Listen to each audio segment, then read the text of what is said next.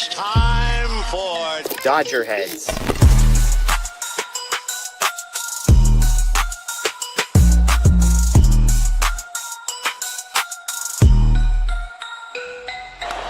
high fly ball into right field. Dodgers have won it all in 2020. Shohei Ohtani, 50-50 club. Strikes him out. There's a drive. Shohei Ohtani. Freeman hits the ball. She is gone. Birthday party, Los Angeles. Your Dodgers have won the World Series. Hi, everyone, and welcome into DodgerHeads Live, presented by DodgerBlue.com, part of the Medium Large Sports Network. My name is Matthew Moreno, and joining me tonight on loan from Lakers Nation, back from Boston. I know you've been back a few days, but for our channel's sake, back from Boston, Daniel Starkand. Nice to have you on. I know we planned this figuring we would obviously discuss Ohtani's start before he came out because of the cramps, which we'll get into. And we anticipated focusing on trade deadline, Jhoan Duran getting moved, Ryan Helsley. We're going to certainly get into all that. But Daniel, in the last 5 minutes or so, maybe 10 minutes now, the game sort of took a big twist on the Dodgers. Yeah. The boys have been in a little funk lately. Like you said, I went to Boston. I tried to help get them out of that. We got a win on Friday night, but since then it has kind of been more of the same. And this game was looking solid for a while, even up until the top of the eighth when they had bases loaded, one out, or should have scored a run on the tail hit. We'll get into that, but they don't score there, and then things kind of unraveled in the bottom of the eighth there. So kind of we'll see. I got my eye on the TV here in case anything happens, but as of now, it's looking like kind of a sour ending to what could have been a really timely sweep for the Dodgers, considering how badly they've been struggling. But either way, it is a series win, so hard to be too upset. But yeah, obviously a lot to consider with the deadline tomorrow and the way this team's been playing. Yeah, BC is saying the game is not over. He's asking what we're doing. We were planning on doing tonight's show again, like I said, sort of focused more so on trade deadline stuff. When it looked like it was maybe going to go into extra innings, Daniel and I thought we would just hop on and start the process of kind of going through the day's activities and where things stand with the Dodgers. So I know that this isn't your usual post-game show, if you will, that we're doing, but it is. I think it's top of the ninth right now already, right? Yeah, there's already one out. And it's Freeland's up right now with one out. 5-2. So yeah, it's almost there certainly is time for the Dodgers to rally. I'm not writing them off, but again, this was a bonus episode anyway. We typically, as most majority of our people know, we typically do Tuesdays, Thursdays, and Sundays. With the trade deadline tomorrow, we wanted to do kind of this extra episode with you all. And I see we already have a big crowd joining us so far tonight on YouTube, Twitter, and Facebook. So thank you. And if you're listening via podcast, thank you for that as well. Whatever your preferred method is, we ask that you please subscribe, whether it's on the podcast or our YouTube channel. Ring the notification bell if you're on YouTube. That way you get alerted when we're going through these live shows. We have a big trade deadline special planned for tomorrow that I discussed last night's show, and I'll bring up the details again as we kind of go through this one. And as a reminder, if you are with us on YouTube, if you want us to address a specific topic or answer a certain question, then Super Chat is the way to go. We'll stop what we're doing and focus on that. And I mean, we haven't gotten to our questions segment yet, Daniel, but there was this early one that I saw come in. Common Sense wants to know, when can we get you in to help the bullpen? I think the bullpen's pret's good from the left side. Unfortunately, I would love to come in and help, but we could use a righty more than the lefty, I would say. Yeah, and there are a couple of right-handed relievers traded today that I know fans were upset to see go, not to the Dodgers. We'll get into that. But like I said, one of the topics we wanted to make sure we touched on tonight was Shohei Ohtani's start. Heading into it, the plan was for Ohtani to pitch 4 innings. It was going to be his longest outing of the year. Gave up a leadoff double to Gavin Lux early. The Reds scored a run. Elly De La Cruz's base hit. Ohtani's velocity was back up from his last start, which I thought was an encouraging sign, especially when you consider the way they mapped and planned everything out. He was going on 8 days rest, which it doesn't really get much more than that. Was getting through it okay, and then the 4th inning happened, and there was the I guess kind of an infield single type thing on where Freeland, couldn't make a play. And then back-to-back wild pitches. And Danny, I don't know about you. When he threw those, I remember thinking like, okay, like what's going on here? Like, is he okay? And then he followed up with continuing to throw more balls. He threw, as you see, if you're with us on, if you're watching and not listening, you can see here our banner. He threw 6 balls in a row, and then Dave Roberts came out with Will Ireton, and a trainer, Thomas Albert, was with him.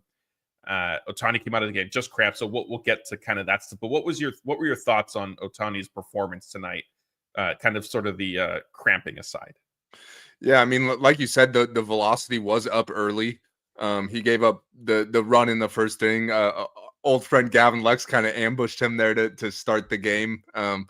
But he looked good early, and this was his first time pitching into the fourth. So first of all, it was just good to see him get into the fourth, because sometimes, plans don't always work out. The pitch count gets up, whatever the case may be. So it was good that he got into the fourth, got that extra up down that he hadn't previously had. But like you said, it just kind of fell apart in that fourth inning.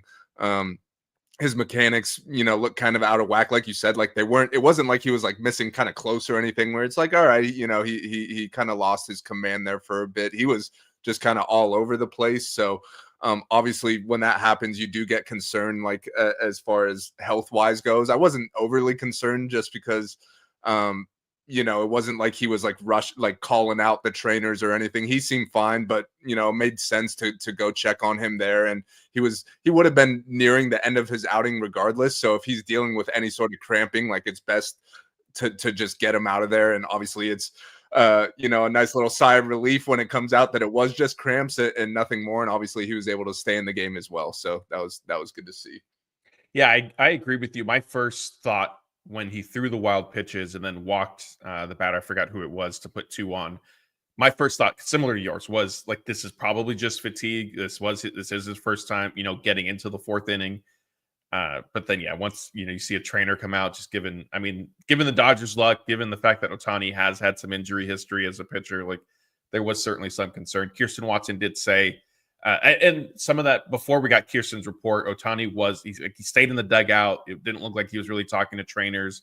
The next half inning, like his spot almost came up. He was on deck, so he was going to hit. He ended up taking the at bat anyway. And then we did hear from Kirsten that he was stretching. And then shortly after that, I think maybe the next inning, they said, yeah, that it was just cramps. So yeah, but I think the big takeaway one is he is healthy, if you can say that. I mean, cramping, you're not physically 100%, but it's not an injury. And now, Ohtani's next start, at least heading into tonight, the plan was for him to start obviously tonight and then literally a week from today. And the good news for the Dodgers for Ohtani is they're off tomorrow. Yeah. They're going to be traveling the way they've arranged their travel this year. They'll be flying out of Cincinnati tonight. So they'll spend a full off day in Tampa Bay tomorrow before starting the next 3-game series. And going from there, and then his start again next week, a week from tonight, there'll be another off day right after that. So they are, I think, trying to be mindful of his workload as he continues to build up. And as you said, tonight was going to be his first time reaching the fourth inning. So I know he didn't record an out. He went 3+ technically in the books, but he did get to the fourth inning, and that was his longest start of the season. I know he threw, I forgot what the pitch count ended up at, but I know that it was his most. It was like in the mid 50s. Yeah, I think, or 50. I think it might have been 51 is where it ended up at. Okay. So that's the most number of pitches he's thrown in a start. So not the greatest in terms of results and obviously how it ended, but certainly building blocks for Ohtani. And that's what I think what the Dodgers really continue to focus on is just getting him to kind of progress. I imagine that the plan for his next start will be, kind of 4 innings. Again, I think are we getting a final from the game? Is it? Yeah. I'm sure some people saw me just flick my TV off. It is officially over 5-2 now. Ohtani actually, he flew out to center to end the game. So like we were saying, it was good that he at least stayed in the game and still hit, even though he is kind of struggling at the plate right now too. Yeah, I heard maybe if he didn't have the cramps, he would have had enough in his legs to hit that one out tonight. Reds got away with one. So, well, now that the game is over, we sort of mention it a little bit, and obviously I have seen in the live chat with people who are with us tonight upset. The first thing, the Teoscar Hernandez's base hit in the 8th inning. Will Smith sort of doesn't get the best read. Were you surprised that Dino still held him?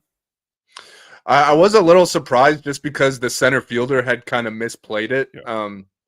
I think it was obviously you would love for Will to read that better off the bat and get a better jump, and then he scores easily. But also, like, on a line drive up the middle, 1 out, like, you obviously don't want a double play there. We already saw another double play at first base earlier in the game on a similar line drive type. So I guess I understand kind of going back at first, but I don't know if he wasn't necessarily like hustling to score. Like, maybe at that point, Will had just kind of conceded the fact that, hey, I got a bad jump, and just kind of coasted in the third. And if that's the case, there's not much, Dino could do there. But ideally, just because the guy still kind of misplayed the ball there, he still would have been able to score. But at the same time, like, they still had bases loaded, 1 out. So you still have a great chance to score there. You don't want to get thrown out at home in that situation. So it was just an unfortunate misread there. And at the end of the day, the guys after, need to kind of pick them up and still find a way to score there. Although I guess with the Reds ending up with 5, who knows how it would have played out, but the Reds ended up with 5. So, 1 run there might not have made the difference.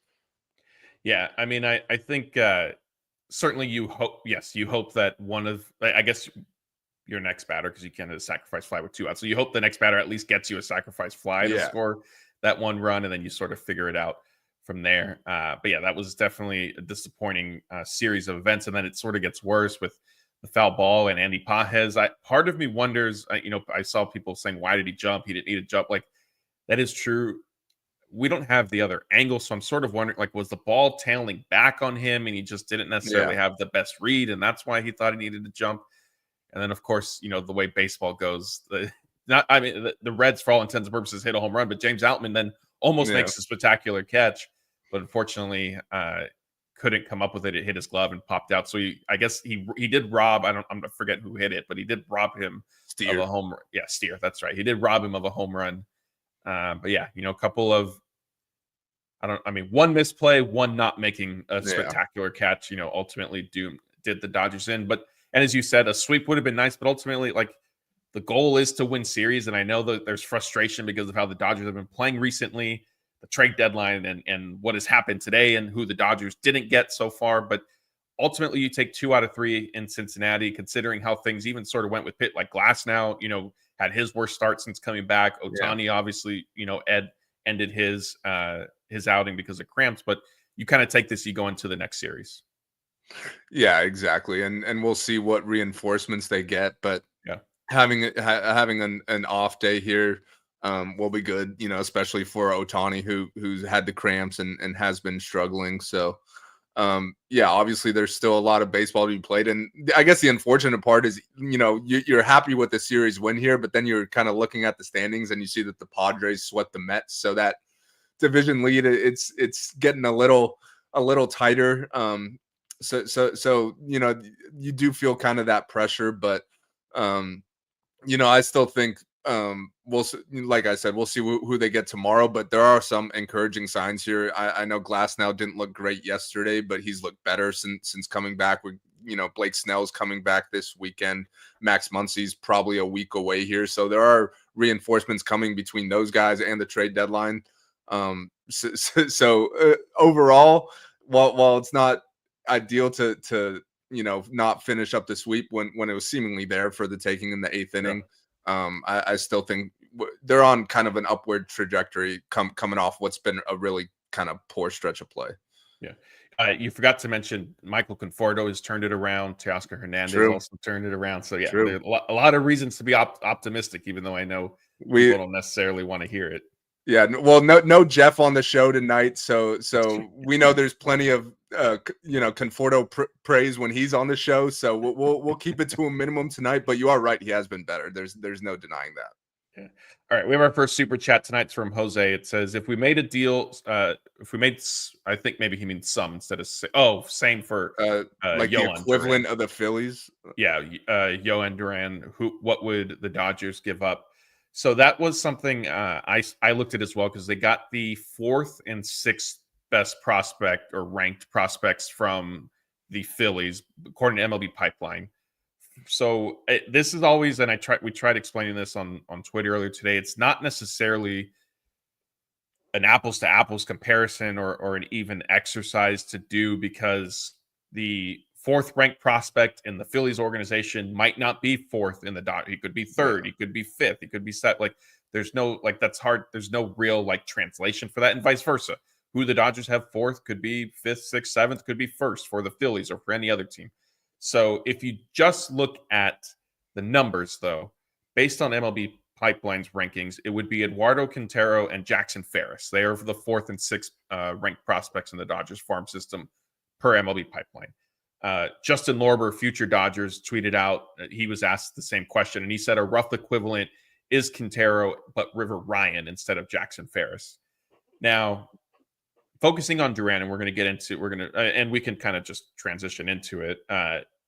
Is that whether it's Quintero and Ferris or River Ryan, like, is that something you think maybe the Dodgers should have considered? Like, I don't want to say that that's all it took. I was a little surprised that it sort of did only take two prospects. I know that they're, top six guys in the Phillies organization. So call it, it was going to take you two top 10 minor leaguers. But after we saw what, I forget which Rogers brother, but the Rogers brother from the Giants that went to the Mets, like the Mets gave up a bunch. And so when I saw that, I was thinking, oh man, like any sort of team control is going to cost an arm and a leg. I feel like this was relatively modest. Yeah, I do think, and I do think Duran was kind of the best guy of the bunch. I guess him and Helsley are both really good, like elite closer types, and the thing with Duran is he does come with a couple extra years of control, and he still is young and whatnot. But relievers are just so volatile that I just don't see the Dodgers trading any sort of top prospect combination, for a reliever. We kind of saw them for the first time really this past offseason, like go out and spend financially on relievers. And we've seen how that has gone. It hasn't exactly gone great. So I think, we'll see. There's still some guys out there like, I know you tagged me in a tweet about David Bednar from the Pirates. He's probably the best guy that's still out there. And he's probably a tier below these two guys. So you can maybe get him for a little lighter of a package, but I just don't necessarily see the Dodgers going out and paying top dollar for a reliever. I don't really know the Phillies prospects, so I'm not exactly sure like how that package compares to other ones, but it does feel like for a lot of these top tier relievers, it's been significant stuff going back. Like it's not like you're just getting them for nothing. And if you're the Dodgers, you could always just say, we got guys coming back. We just got Treinen back, Kopech, Tanner Scott. Eventually, you hope we'll figure it out and pitch to his capabilities, even though he hasn't. So I see them more so going after kind of the mid-tier type where, it's a guy with upside that you could get, for cheap or whatever the case may be, as opposed to these top tier guys that are going for legit prospects. Yeah, definitely. We have a couple more super chats here, so let's get to them. 300 GJW says, I would say Hope and Ferris wouldn't be equivalent, or he meant would be equivalent. So 300, we appreciate the second super chat to correct yourself. I feel bad. You could have just done a regular comment. We would have caught it. Yeah, I mean, like I said, like it's not like it's a difficult exercise to kind of predict, like to look at, okay, where those prospects rank for the Phillies in this case, and what would it be for the Dodgers. And I know, trading high-end prospects for a reliever isn't a practice that is necessarily suggested in the baseball world. I still do stand by, especially if you're looking at if Quintero potentially could have been in this deal for Duran.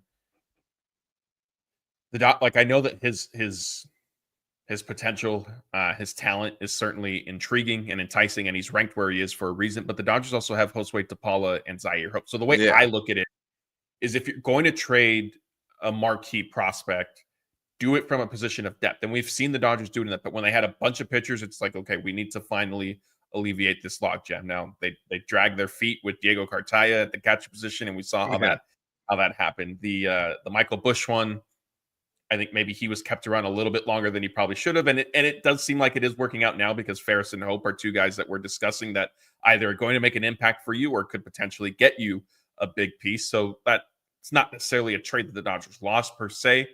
And speaking of which, we do have Jeff spoke with Lance Brodzowski about the Michael Busch, sort of reflecting on that trade from both sides. So definitely come to our YouTube channel, or stick around if you are on YouTube already with us, and check that out after we're done here. but yeah, I mean, for me, and the big caveat, and with some of the other guys that are available or still that we're going to get into is the extra year or years of control with these guys. And with Duran, he's under team contract team control, through 2027. Like that's significant. And I think I think that needs to sort of, in my opinion, change the line of thinking of, hey, like, no, we're not going to give up a big prospect or two in this trade, especially if you're the Dodgers and you're looking out ahead to next year. Evan Phillips is going to be recovering from Tommy John. Brusdar Graterol is, you're hoping that he's back this year. That's what they've been saying, but he's still, like Dave Roberts recently said, he wasn't really sure where he's at in his recovery. Blake Treinen's going to be a year older next year. Kopech, I believe, is going to be a free agent after this season. So, like, getting somebody like Duran, I think, and Yates he's signed to a 1-year deal. Like that, I think, opens the door to have a conversation of at least, maybe we do need to part with a marquee prospect or two. Yeah, I think that's fair just because like you kind of listed off there are a lot of non-guaranteed guys. Like when you look past this season, obviously Evan Phillips is probably going to miss most, if not all of next year. And some of these older guys are no guarantees. And with the Dodgers, honestly, no one's a guaranteed to stay healthy. So you're always going to need more bullpen arms. So I definitely hear you from that standpoint. One other name who we haven't really mentioned yet that the Dodgers have been linked to, Pete Fairbanks. And we know the Dodgers and Rays have worked together before. And honestly, that's usually worked out pretty well for the Rays. So they're probably happy to talk trades with the Dodgers. But Fairbanks would kind of fall into that bucket of he has an extra, I believe he has like a $7 million team option for next year. So you would have that extra year of control. And he's probably not going to cost like the level of a guy like Duran. So that would be a guy who makes sense. But yeah, I hear what you're saying. Just because if you're the Dodgers, you're always in win now mode, and yeah, having a great farm system is great. But like you brought up with Diego Cartaya, if you don't pull certain levers and make trades at certain times, you might be looking back 2 years down the road saying, wow, like that guy's value was so high and we held on to him because we thought he was this can't miss guy, and no prospect is that much of a sure thing. So right. And on the flip side of that, we have seen guys that the Dodgers have trade that didn't necessarily pan out where it's like, all right, now it was good, like that the Dodgers traded. I think of the Nationals trade with Keibert Ruiz and Josiah Gray, who were two top prospects at the time, and the Dodgers wound up getting good value for them. I know there are the outliers, the Yordan Alvarez's, the O'Neal Cruz's that always come back to bite you. But if you don't take any of those shots, then you might be looking back in October saying, man, it would have been nice to have one more high leverage option at the back of the bullpen. Yeah, and you mentioned those two guys that I've gotten a kick out of. They've been brought up by national reporters in terms of trades that have sort of backfired on the Dodgers. Zach McKinstry has also been thrown into that. And nothing against Zach McKinstry. Like I thought he was a nice piece for the Dodgers when they had him. I was a little surprised that I don't want to say gave up, but that they did sort of give up on a potential role for him. But he did bounce around before becoming the player that he is right now. So that one's a little hard to fault them for. Real quick, we're getting some updates from Shohei Ohtani speaking to the media out in Cincinnati. He said he began feeling cramping in his right hip in the first inning, but wanted to continue to pitch through it. But then it did get to a point where it was impacting his delivery and then obviously his command. But Ohtani does expect to make his next start. So like I said, that would be a week from today. So next Wednesday and then another off day right after it, the way that the schedule is set up this week to give maybe Ohtani a little extra rest. Do you want to add anything? Well, respect to Shohei for wanting to push through, I guess. But can we not do that? Like anytime you're feeling any sort of discomfort, let's just cool it. Like it's July 30th. We're not in October. Like if it's a postseason game, all right, like try to push through. But right now we definitely don't need any sort of injury to not only, one of our top starting pitchers who's building up, but also obviously the DH and MVP of the league. Maybe he was worried if he didn't stay in the game that his roster spot might not be safe. That trade deadline's coming tomorrow. Crazy things happen sometimes. Yeah, you never know. I saw Speaking some of, people responding to some of our tweets, given his yes, recent slump and whatnot, saying that the Dodgers should look to trade him. So you never know. yeah, there was that, and then what I really got a kick out of was then somebody replied to it saying he has a no trade clause, as if like that's the only thing preventing the Yeah. Dodgers from possibly trading Ohtani. Real quick before we kind of keep exploring some trade possibilities, we have more super chats.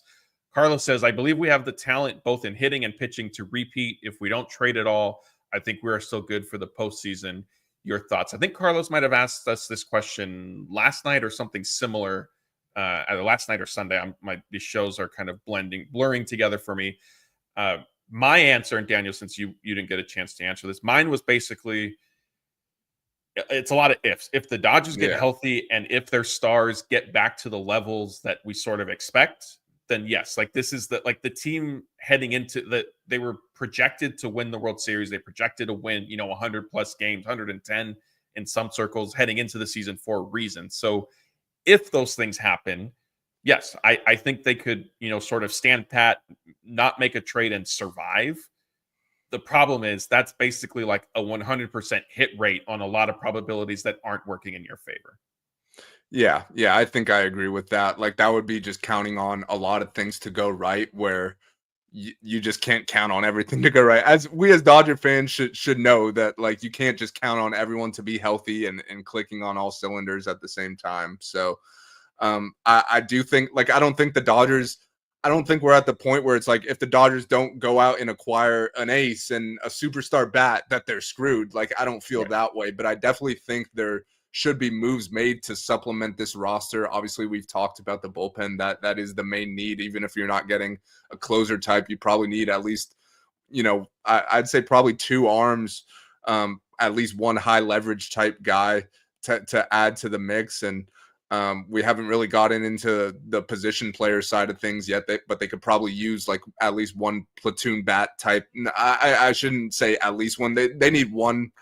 There's not a whole lot of room on this roster, but they could use one platoon type guy. So like you said, it's possible, but a lot would have to go right, and you just can't count on that. Yeah, definitely. We appreciate the question, Carlos, and the super chats you've been contributing to us.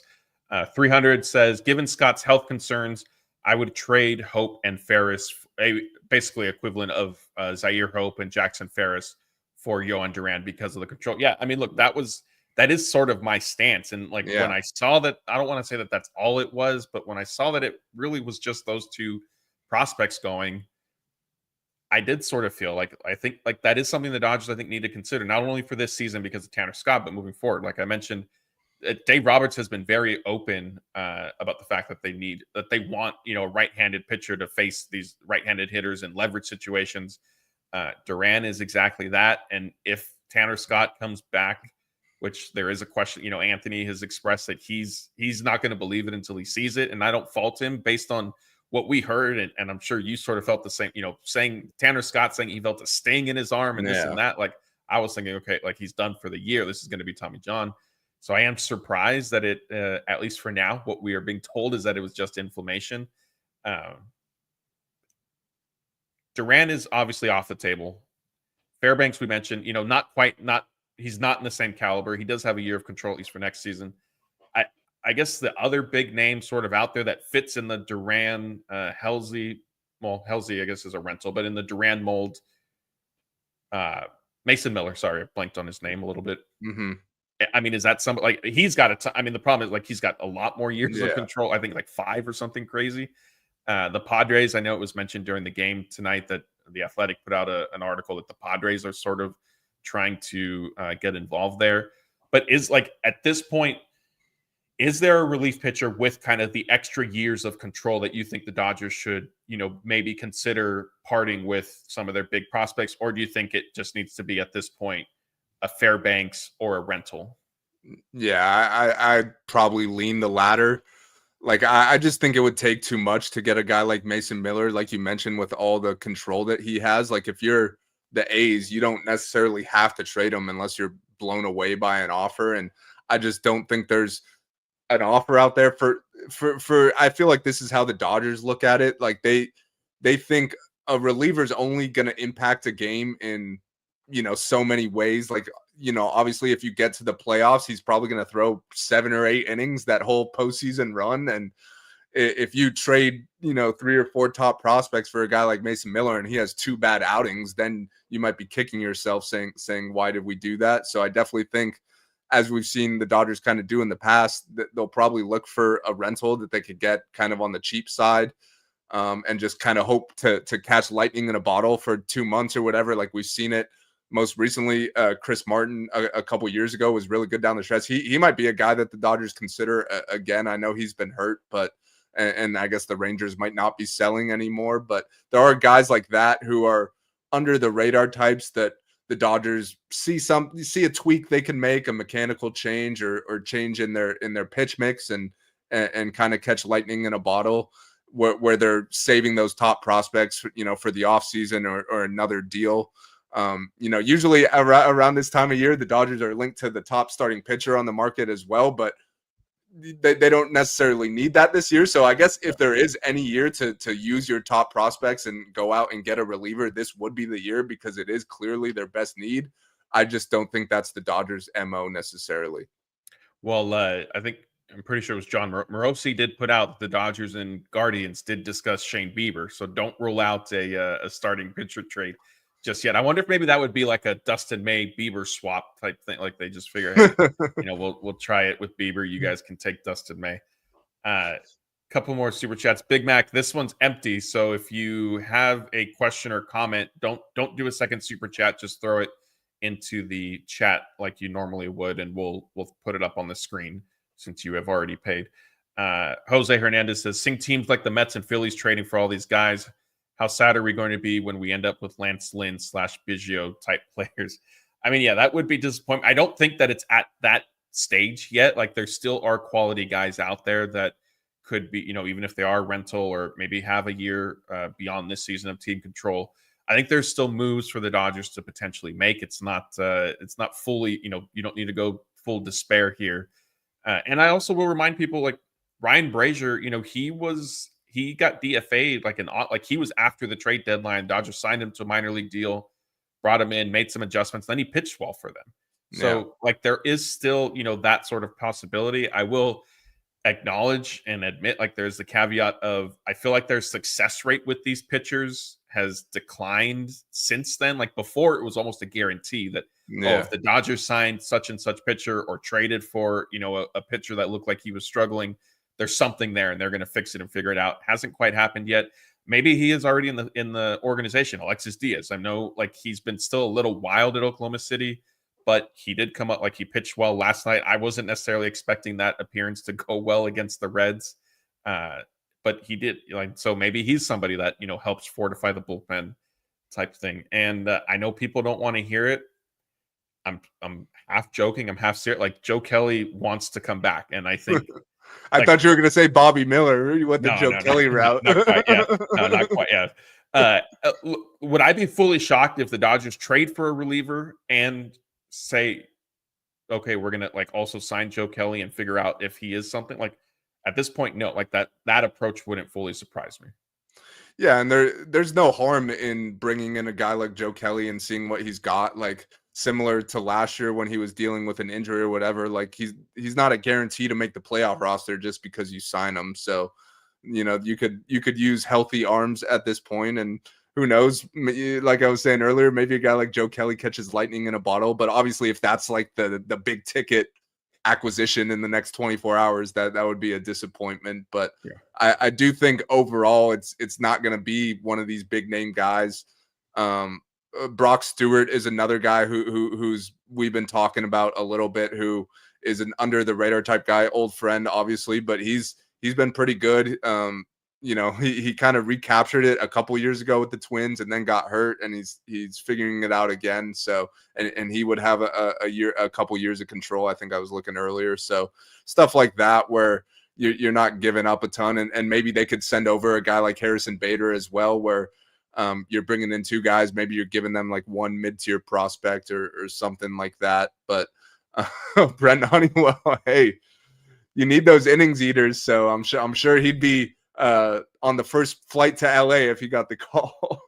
Yeah. Yes. And the Joe Kelly thing, I do want to make it clear that I'm not saying that, if they trade, if they just sign him, or as you mentioned, if that is kind of their big move, like, no, that's not going to work. I'm looking at that as more of a, hey, they went and got a quality relief pitcher. They're going to count on, Blake Trinan pitching, like he's back and pitching well, staying healthy. They're going to hope Tanner Scott, gets back and pitches well. Kirby Yates gets back. Like, I understand that those are question marks, but we've seen the Dodgers do this in the past. I mean, look, they've done it already this season with Michael Conforto, and they potentially are getting rewarded. I know that it's not a popular name, but his month of July made him a top 5, I think, productive hitter on the team throughout the entire month. And I know that some of that is the bar was relatively, like, there was a lot of regression across the board. Like, it's not like, Mookie, Ohtani, and Freeman are batting, I know we can't use, the nerds don't like it when I use batting average, but have an OPS of 1,000 for the month, and Conforto was right there. Like, I recognize that, but also, like, if he is starting to kind of trend upward, like, that is encouraging. I think we have seen. Here's one thing I want to ask you, since we're discussing Conforto. I felt 2 weeks ago that his future on the team past the deadline was non-existent. Either they're going to cut him, or I don't think he'd be included in a trade, because, I mean, he was having a rough year.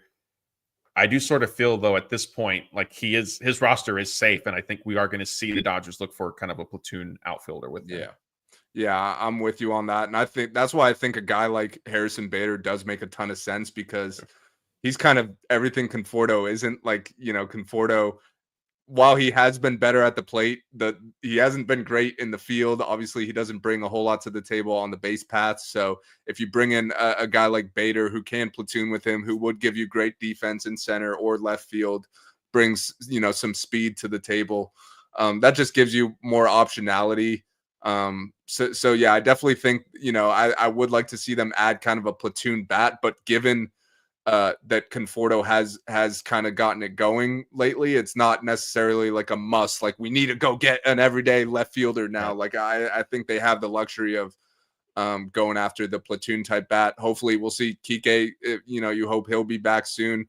Max Muncy is going to be back. That should provide a big boost to the lineup. So I think overall they're still in really good shape, but yeah, they could use one more platoon outfielder.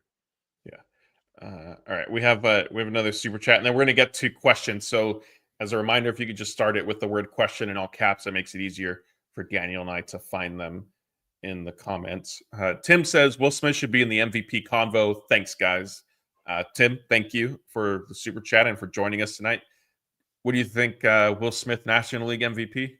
I think it's right that he should be in the convo, like maybe top 5 type guy. I don't think he's going to win it. And I think part of what's kind of hurting him is he is not playing every day, and that's because he's a catcher. But I also think it's been kind of intentional for the Dodgers to keep him fresh, and it's worked, I guess you could say, just because he hasn't he's maintained his level of production, which hasn't been the case in past years. But I do think the fact that, when he's not catching, it's not like he's still in the lineup as a DH. So his at-bats are down compared to the everyday guys. So that hurts you in the MVP conversation. But I do think he's having a super underrated and underappreciated season for a catcher.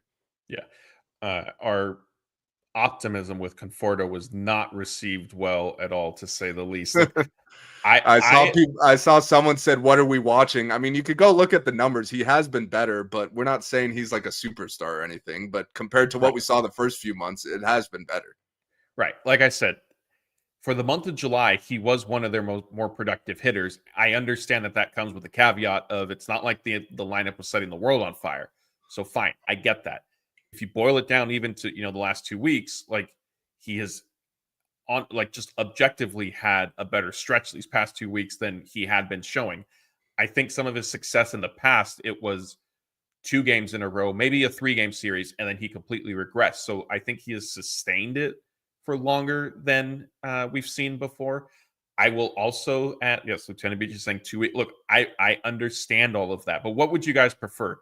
2 weeks of Conforto doing a little bit better, or 2 weeks of what he was doing before that stretch? Like, I get it, and maybe I shouldn't have asked that because I know everybody's going to say that they want They him to want be him terrible, gone. so he would be off the team. Look, I get all that. Am I saying that I would completely trust Conforto in a big at bat in October? No, I certainly would still have concerns. Now, Jeff might have a different answer for you.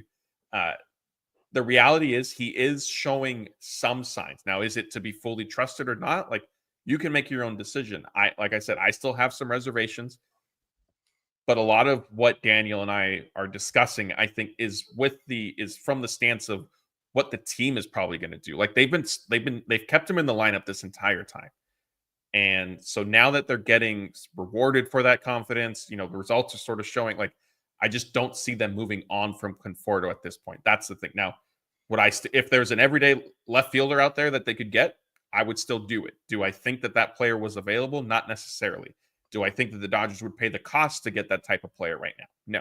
So that's kind of where that is. I'm not sitting here saying I think Conforto is suddenly an all-star by any means, but it's just I think the reality of how the team is going to end up approaching the deadline tomorrow. So hopefully that clarified some of that because I know I saw people going crazy. They were not happy with this. We're not Jeff, to be clear. Like we have no problem. You could go back to shows from the first few months of the season. We have no problem criticizing Michael Conforto, but I think it is fair to recognize he has been a little better. And like you said, with the caveat, if there is a move to go out there and improve, still they should do it. But just thinking realistically, they're probably not going to. Yeah. All right, let's see. We had a couple more super chats and we'll get to your guys' questions. Blue Heaven says Duran has 2 more years of control. Phillies fleece the Twins. Mets bullpen, Garrett, Stanek, Rogers, Soto, Helsley, Diaz. Too many left on base. Shohei and Betts went 0 for 10. So a little bit of everything in here. Yeah, look, I mean, we touched on, I do agree. I think what the trade sort of ended up being, the Mets, I don't fault the Dodgers as much for not doing what the Mets did because the Mets gave up, I think, a total of 6 prospects, right, for their 2 relief pitchers. Like that is a little hefty, especially with both of them being rentals. But the Phillies one, yeah, I do agree, and I don't want to completely repeat my comments, but I feel like that was a possible opportunity for the Dodgers to get involved. Ravens Moreland says, team has no bite, hunger, don't like our chances, don't trade youth, we old. I mean, you could argue that if you think they're old, this might be one of their last chances to go for it. So that would be an argument to trade some prospects to go for it just because the window's not going to last forever. But as we all Dodger fans should know, the window is nowhere near closed here. So I don't necessarily think that should be part of the calculus, but I do think that they should make moves to improve. I also, I mean, we look at through a very Dodgers specific lens, but if you go around the league, like 28, 29 other fan bases would be perfectly happy with if their team was where the Dodgers are at right now. Like they've been in first place all year. They haven't performed to their potential. No, obviously we know that, but they still, have been able to manage despite all the injuries they've dealt with. And I still think, I think when you look at the October outlook, there's still the possibility of it all clicking together, guys getting healthy. And it on paper, if they go into October with a kind of a full rotation with the options that are still on the board right now, then that to me, that's a better spot to be in than they were even last year when, obviously everything came together and they won the World Series. But going into October, I don't necessarily know if the confidence was there solely from the standpoint of they had no starting pitching. Like they had, 2.5 starting pitchers, you could say. And even those guys weren't necessarily guarantees. So yeah, it would be great if the Dodgers, had a 15-game division lead and we're clicking on all cylinders and whatnot, but that's just not how things fell this year. But I do still think there is time to get it right and peak at the right time. Yeah. Johnny Owen is saying everyone has gotten better except the Dodgers. Look, yes, the Dodgers obviously haven't done anything yet. The good news is the trade deadline did not pass. So if the trade deadline was at 3 p.m. today and the Dodgers sat there and did nothing, this would be a much different show. The reality is that's not the case. And I know that they missed out on some high profile targets and that can be frustrating. But there still is the chance for improvement there. Big Mac, I'm not sure if this is what you wanted to include in your super chat, but this is what I saw. It says, love the show, but our Dodgers are in trouble. I mean, look, again, like they are coming off a loss tonight. There are still some signs for concerns, for areas that need to be improved. I get that. I would argue that they're in a better position now than they were a week ago. And if you want to look past if you're not sold on Michael Conforto, that's fine. I completely understand. I think what you can ignore is Freddie Freeman putting together a 3-hit night last night, hitting a home run tonight. Teoscar Hernandez looking like he's finding his swing again. Max Muncy is on the verge of returning. Michael's saying, LOL, what? Michael, I'm explaining it all. So just give me a second here before you chime in. Tyler Glasnow has pitched well. I know his start in Cincinnati didn't go great, but he has pitched well since returning. Blake Snell is returning this weekend. Shohei Ohtani is getting built up. I know it didn't go the way as planned tonight, but there are reasons to be optimistic. Like, do you want to go back 2 weeks ago, 3 weeks ago, and I'm getting accused of sugarcoating? It's not. It's just looking at the literal result. Like, I am showing. Like, do you want to go back 3 weeks ago when Teoscar Hernandez was 0 for 4 with 3 strikeouts, almost not every night, but going hitless in a lot of different games? Do you want that Teoscar Hernandez, or do you want the Teoscar Hernandez we're seeing the past few games where he's getting hits? Do you want the Freddie Freeman that was striking out and didn't look right, or do you want the Freddie Freeman that just had a 3-hit game and a home run again tonight and the walk-off hit last week?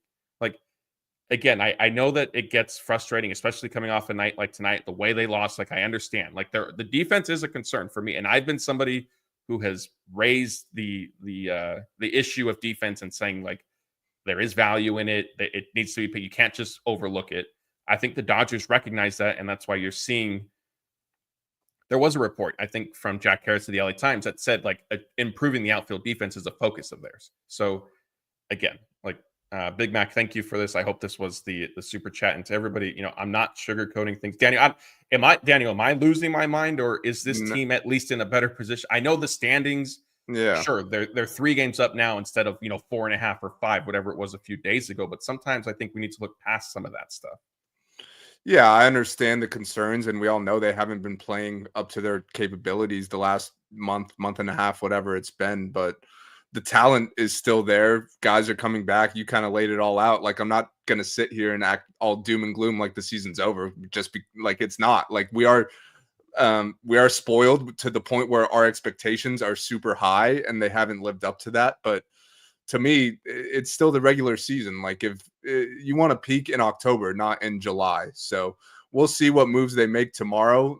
There are ways to supplement this roster that you could do so at a reasonable price. Like, if you're getting a platoon outfield bat, that's a good defender. That's not going to cost you an arm and a leg. If you're getting a mid-tier leverage reliever too, that's not going to cost you an arm and a leg. So even if we aren't expecting the Dodgers to pony up for whoever the best names are left, there's still are ways to improve the roster. And then I still, think at the end of the day, if their stars are performing at the level that they're capable of in the playoffs, then they're going to do well. And like you said, they have shown signs of life, whether it be Freddie or Teoscar has warmed up. So that's all good signs. And if Max Muncy is anything close to what he was before he got hurt, that's another great addition right there.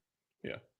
Look, if you guys want to be concerned about something, I'm not sure if Kike Hernandez is going to be back. So you better hope the Dodgers find another October hero, because Kike might not be an option. But we'll have to see how that goes. All right, let's get into these questions. And I think we still did have some super chats. Lieutenant Beecher says, Conforto shouldn't be on the playoff roster, ... Right.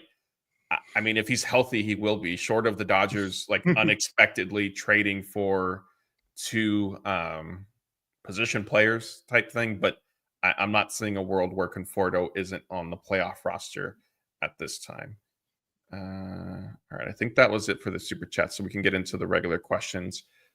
Iwum says, what is the problem with not bringing up Ryan Ward? Was really surprised by these stats. Has a 146 weighted runs created plus, 98 what GP?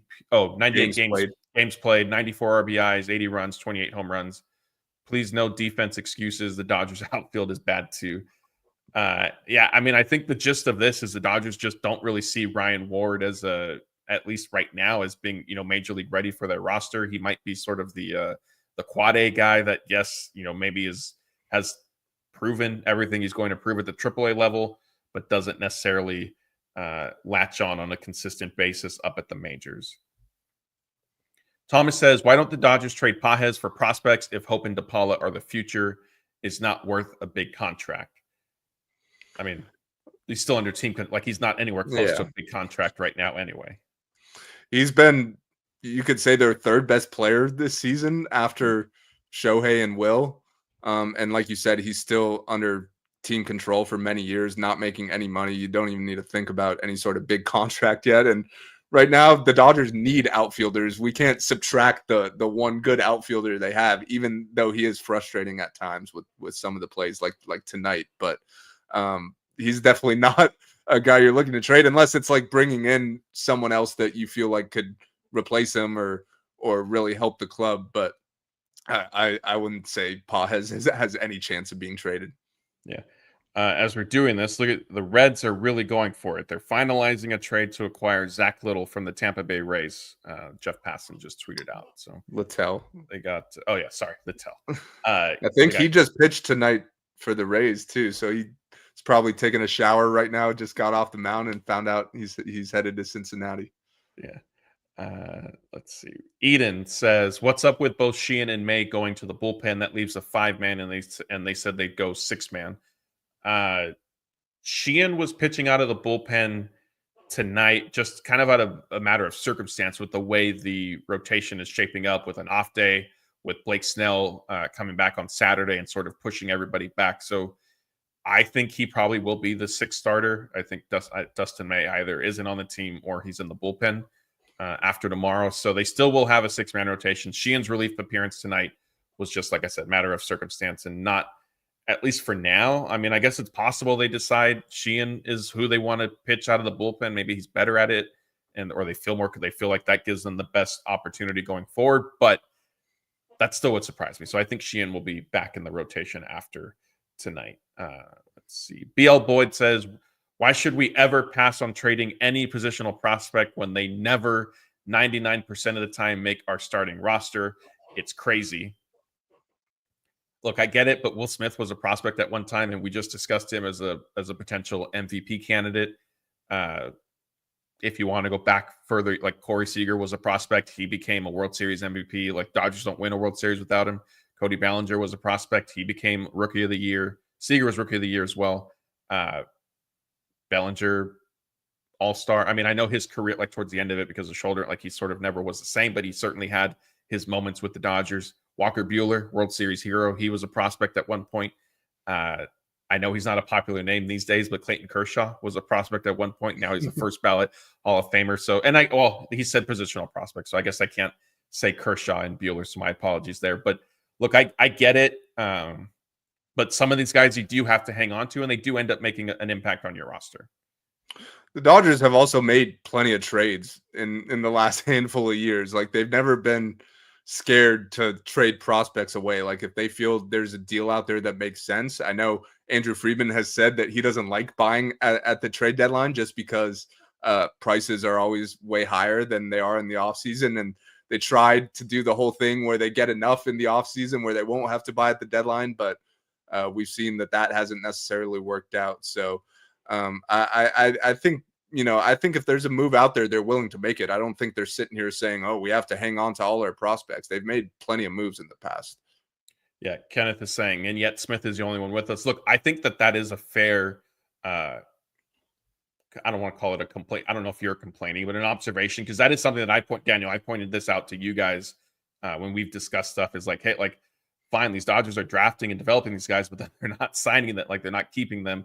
In some cases, I think it did make sense. In others, like, yeah, you could say they sort of let a player go away. BL Boyd is saying, look how far back we're having to go. I mean, is that some of that is prospects haven't necessarily panned out? The other part, Daniel mentioned, Keibert Ruiz, Josiah Gray. The Dodgers have traded some of these guys the way fans and a lot of people tonight are sort of asking for. So it is twofold. Like, you don't hang on to every prospect, and that's why you end up with this situation where, look how far back we're going and look who's still left with the team. I mean, they traded for Flaherty at the deadline last year. They traded for Edman and Kopech. Like, they gave up prospects to make those deals, one of which was Miguel Vargas, who at a time they were super high on. So we'll see. Like, we could have this discussion tomorrow at 3:00, and if no moves are made, then we could all complain together. I will be more than happy to do that. Yeah, definitely. I think that certainly will. What happens tomorrow will dictate a lot. All right, it looks like we just have a couple more questions, and they're both from Rod. He wants to know what's Edman's current health status. So he's dealing with some right ankle trouble again. He aggravated it just like he did earlier in the season. Edman has sort of downplayed it. He is hoping to. I mean, he has avoided the injured list. Obviously, Ha-Seong Kim went on the IL instead of Edman. He doesn't necessarily think it'll be something he has to play through the end of throughout the rest of the season, but there is some, I think, potential that is the case. And the other one from Rod is, if the Dodgers didn't exist, who do you think your favorite team would be? He says, may not choose the Padres, which I wouldn't have anyway. I honestly, yeah, what? I wasn't even going to go baseball if the Dodgers didn't exist. I don't know. Because I know same for you, like growing up in LA, like I can't imagine, like if I'm not rooting, if the Dodgers aren't the team I grew up rooting for, like I don't know if there would be another baseball team. Like that's it's a tough answer for me. So I'll go outside of baseball, and I would say I think as much frustration as they still cause me, like USC football would probably be my favorite team. I'm with you. Like, it's hard to say if, like, just take the Dodgers fandom out of me just because we've been following them our whole lives. But I do have a lot of family in Chicago, so I guess I would pick the Cubs. They all root for the Cubs. I've been to Wrigley Field. It's really nice, but I just can't imagine a world where I'm like a fan of another team. Like, that just doesn't really make any sense. Yeah, and Felipe is asking about the Angels. I can't do that. Like that as a kid, I honestly I never understood why people in Southern California actively chose to root for the Angels. Like that didn't make any sense to me. I was like, the Dodgers are here. Like, what are you doing rooting for the Angels? So no, I don't think I could do that. Elijah, I think, speaking for himself, says Yankees probably. I'm sure that's a popular choice. Eden says she would go with the Lakers if not baseball. Eden, I hope Totally fair. With you there. Has Eden been in our Lakers Nation live show? Have you seen? I know those are a little bit harder to keep track of the comments and stuff, but Eden, if you haven't yet, check out Lakers Nation. Hopefully you have, because it's our sister site. Daniel, Trevor, Ryan, Matt Peralta, Corey on the writing side. I know I could go on and on, but we have a great crew over there, Eden. I know they would love to see the same support that you show us here. All right, let's see if people were saying. BL Boyd is saying go Devils. I think that's New Jersey, probably. Yeah. Hockey. Lieutenant Beaches says Lakers. Adam 818 says group of Jeter fans, so Yankees. I could see that. Yeah, BC saying Freddie root for the. I don't understand it. Like I don't know his choice or she. Oh, I'm not man. sure. Says the Rockies because there's zero expectation, so any win is. I don't know about that answer if we're being honest. Eden says she had subscribed to LN, so thank you, Eden, for that. Thank you. We appreciate that. All right, I think maybe this will be the last one unless we get a couple more questions here. Laura wants to know, is Dustin May a Dodger on Friday? I'll say yes.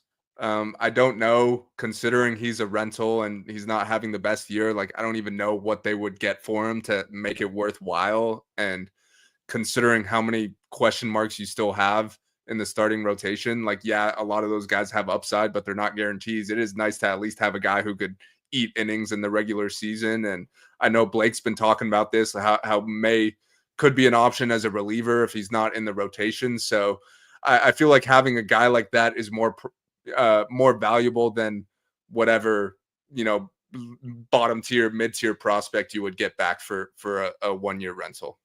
Yeah, I agree. I mean, like, I know I mentioned it, like, I didn't put much stock in the Dodgers and Morosi's report that the Dodgers and Guardians discussed Shane Bieber. I just don't really see much reason for either team to make that move. That being said, that's the type of trade where I could see maybe, like, for some reason, like, hey, like, sure, we'll take Bieber off your hands and you guys can take like, they're both gonna. Although Bieber does have a player option for next season, so I mean, you don't necessarily have control. He does, but maybe he's under contract for 1 more year, whereas Dustin May is a free agent this winter. But that type of trade is sort of the only thing. But I think that is unlikely, so I'm with you. I think that he is on the team come Friday. I did see one other question here. Yeah, Adam818 saying Dodgers really keeping Conforto. Yeah, I mean, yeah, I don't see them again. Like, well, maybe he's not asking for a trade specifically because I would Adam I know is well informed enough that he's not. There are some fans, mainly on Twitter, who say, such and such player is horrible. They need to trade him. And it's like, well, if you think he's not worth anything, like how are the Dodgers going to possibly get anything for him? But yeah, so I think Conforto is going to be on the team. All right, well, here we're getting a couple more. I don't know, says when Muncy due back next week. So during the homestand at some point. He just started his rehab assignment last night. I think he was in the lineup again tonight, but I have to double check that. Here, Jose Hernandez wants to know what relief pitcher that is left would you want to see the Dodgers get? None of this. Let's hope and see if Miller, Diaz, Kelly all become all-stars. If you wanted to gamble, well, I don't know if this is a play on words, but he said if we wanted to gamble on a relief pitcher, we would have gotten Clase. I see what you did there, Jose. If I think that was probably intentional. But Daniel, do you have one relief target that I guess can be deemed somewhat realistic that's at the top of your list? I think Fairbanks makes a lot of sense. He has a cheap extra year of control. He could be a closer if you need. He could be a high leverage fireman type. I think he makes sense. Brock Stewart, it would be another one. Like I obviously don't watch a ton of Twins games, but when I went to his Savant page, it was like a lot of bright red there. So he's a guy that I could see the Dodgers liking. I just don't think they're gonna go for the Mason Miller or even like a Bednar is probably. We know the Pirates love to hold on to their guys unless they get really blown away by an offer. So I don't think he's all that realistic. So yeah, I think those two make a lot of sense. And I saw someone just mention Bender from Miami. He's another guy who could make sense as well.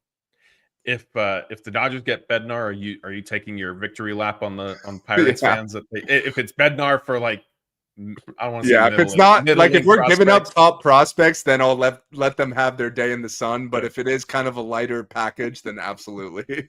Yeah. We'll have to say we'll save that story for tomorrow. If you guys haven't heard it already, Daniel poked the bear with the Pirates fans. What, 3 years ago now? It's been a while. It's been a while. Yeah. And to Bednar's credit, he still is in the discussion of being worthy of being traded. So he has been good, but not necessarily, I don't think, at the level that he was at the time. Yeah. Daniel upset the entire city of Pittsburgh, if not maybe the whole state. But we'll save that for tomorrow. And that's kind of my teaser and reminder that if you guys haven't heard yet, we are planning a big trade deadline show for Thursday afternoon. We're going to start it at 2 p.m. Pacific. Jeff will be hosting from camp. As I mentioned last night, he's going to put the s'mores making. He's going to pause it for a little bit to come host a show with us. So we're going to start off with Jeff and Anthony at 2 p.m. Pacific. Then Bruce is going to hop on. Daniel will hop on maybe 2:30, 2:45-ish. Kind of take it through the trade deadline. And since, deals do happen, it is at 3 p.m., but deals do happen after, at least they come out after the fact. So there is some stuff that can still go through once the buzzer sounds. So we'll be on through probably 3:30-ish. Laura's asking about Scott. I'm not sure. I'll have to check with Scott. If he wants to come on, he certainly is more than welcome to. I don't know if it was going to work with his schedule. We'll have to double check there. And then depending on, how the writing side goes, either Blake or myself will then hop on maybe 3:15, 3:30-ish and see if we need to kind of keep going to discuss whatever blockbuster trade or trades the Dodgers made tomorrow. So as a reminder, the easiest way to be sure that you join us is to come to our YouTube channel, Dodger Blue 1958, subscribe, ring the notification bell. You'll get an alert once we kind of put the stream up. We load it before we're actually going live, and you'll get the notification about all that good stuff to make sure you don't miss it. And in the meantime, be sure to check out DodgerBlue.com. We have all the latest updates of the different players the Dodgers have been connected to and possibilities remaining. Shohei Ohtani's kind of an analysis, recap of his start tonight before he left with cramps.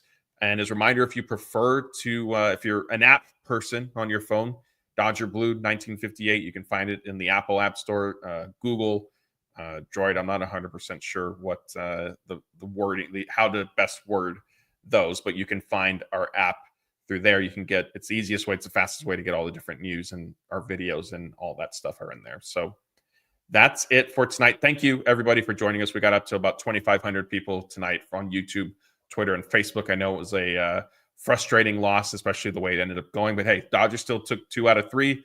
And the good news is it's an off day tomorrow, and so we can all focus on the trade deadline. So we'll be certainly covering that in the morning. And like I said, be sure to join us for our planned live show starting at 2 p.m. Pacific tomorrow. So Daniel, once again, thank you for joining me. Appreciate it. Look forward to tomorrow. And I'm Matthew, and we'll see you guys later.